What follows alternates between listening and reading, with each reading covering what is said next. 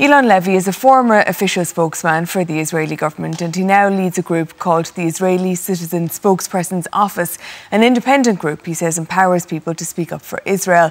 I spoke to him a little earlier on about today's UN report. So, Eylon, we might start by looking at the factual evidence in this report. And in order to be deemed culpable of genocide, the report looks at a number of categories.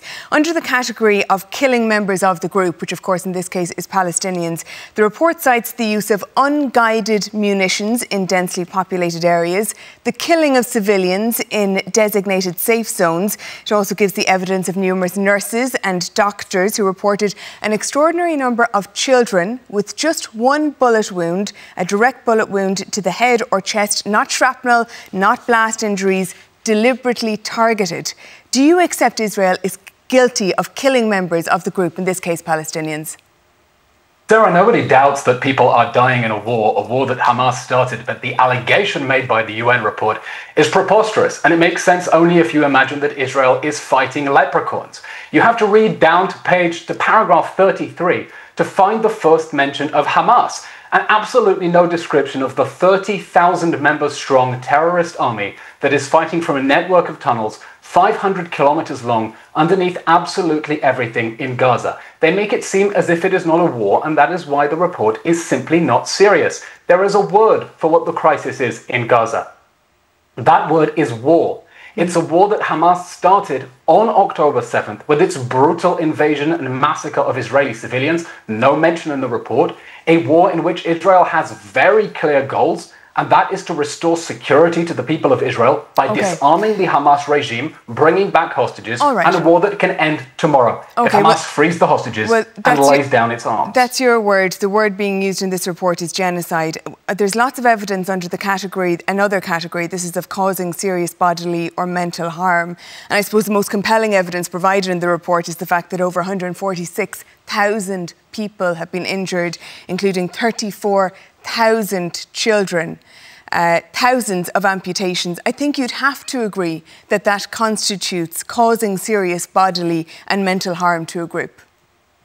There is a war, Sarah. There is a war happening because on October 7th, 2023, a 30,000 strong terrorist army invaded Israel, massacred Israeli families in their homes, and took hostages. And Eylon, I would like you to engage with the questions that I'm putting to you, please. I have to point this out because the report completely ignores the existence of the jihadi army inside Gaza. Israel is fighting now in order to deny Hamas the ability to invade again, take more hostages, and to massacre Israeli families in their homes. I'll move on to the third category, if that's okay. Tomorrow, if Hamas lays down its arms. All right, thank you. On the third category, which is deliberately inflicting conditions of life to destroy the group, the report cites the total siege of Gaza at different points, cutting off food, water, electricity, fuel, medicine, the destruction of homes, the destruction of agriculture, to the point that only 1.5% of Gaza's agricultural land remains undamaged. The IPC confirms famine in Gaza. There's reams of evidence of infant formula and medical evacuations being blocked.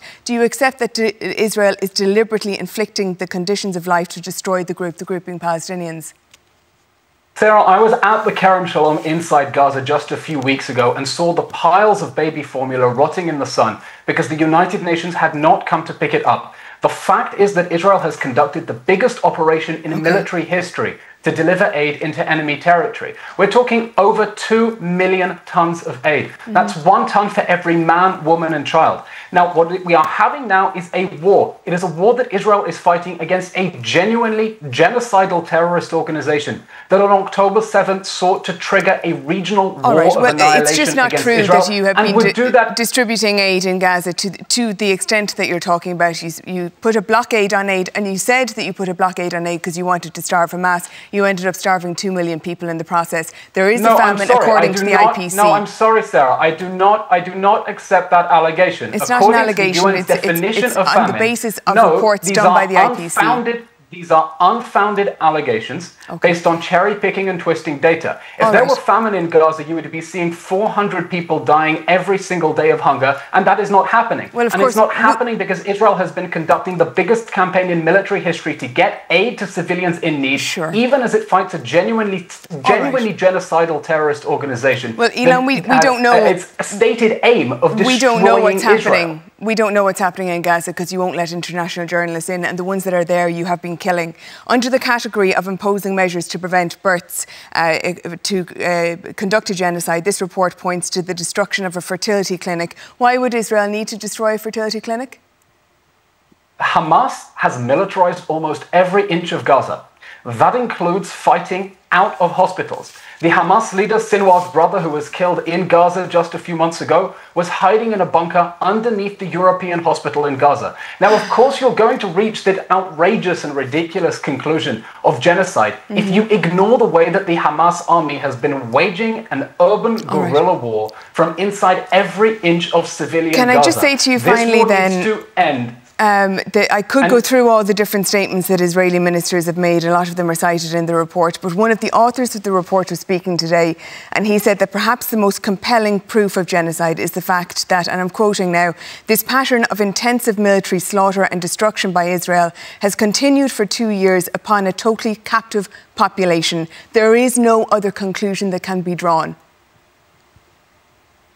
This war has been waging for 2 years because Hamas is still holding hostages. It is starving, torturing, threatening to execute, and because it refuses to lay down its arms.